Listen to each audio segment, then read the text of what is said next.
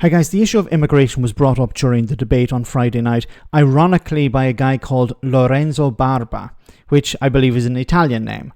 So Lorenzo asked what the panel would do about immigration, which he claims impacts housing, roads and doctors' appointments. The first to respond was Stephen Flynn from the SNP, who delivered a message that is extremely rare in these post-Brexit times, that migration isn't just necessary but a positive thing. Have a listen to this. On to our next question, and this one comes from Lorenzo Barba. Where I live in Essex, I'm struggling to find a house. I've noticed the roads are busier, and it's almost impossible to get a doctor's appointment. I think immigration is partly to blame. What are the parties going to do about immigration? Thank you very much, Lorenzo, for that. And I'm going to turn first to Stephen Flynn.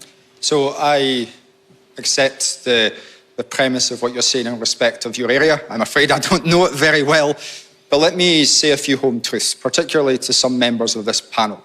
Migration is absolutely essential to our public services, it's absolutely essential to our businesses, and it's absolutely essential to our economic growth. And what we need to do is end the demonisation of migration. In Scotland, we have a declining working age population despite a net number of people moving from the rest of the UK to Scotland. We need migrants. And this race to the bottom on migration, driven by Nigel Farage, followed by the Conservative Party, and hotly chased by the Labour Party, does not serve Scotland's interests. And it does not serve your interests either. So rise up against it. Do as Keir Starmer did in 2020 and talk about the benefits of migration, its importance to our fundamental aspects of life. To be clear, any voter in Scotland who wants lower immigration should vote for other parties. I think any voter in Scotland who wants to impact our economy, impact our NHS, should vote for the parties who want to cut migration,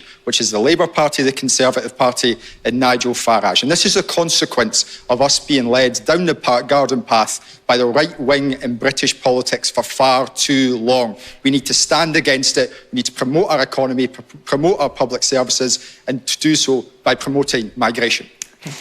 A wonderful speech. And finally, somebody is saying it. For too long, the likes of Nigel Farage, the tail wagging the dog. Farage has set the narrative, and the narrative is immigration is bad. Immigration needs to be brought down. And unfortunately, the Conservatives, because of their fear of Nigel Farage, dance to his tune. And it seems also the Labour Party is dancing to that tune as well. Why? Why are we listening to Nigel Farage? Why does he have so much power? He's not even an elected MP. His party has something like 20 councillors. The Green Party have hundreds of councillors. But we don't listen to the Green Party, we listen to Nigel Farage. The media don't challenge him. So this narrative is set that immigration is a bad thing. Immigration needs to be brought down. Even though, as Stephen Flynn pointed out, public services need immigration. If you want workers and you can't find them in the area, you have to bring them in from abroad. But for some reason, Nigel Farage sets the narrative. And his narrative is immigration needs to be brought down. Brought down to net zero, his party wants to deliver on. And of course the Conservatives, fearful of Nigel Farage, dance to his tune.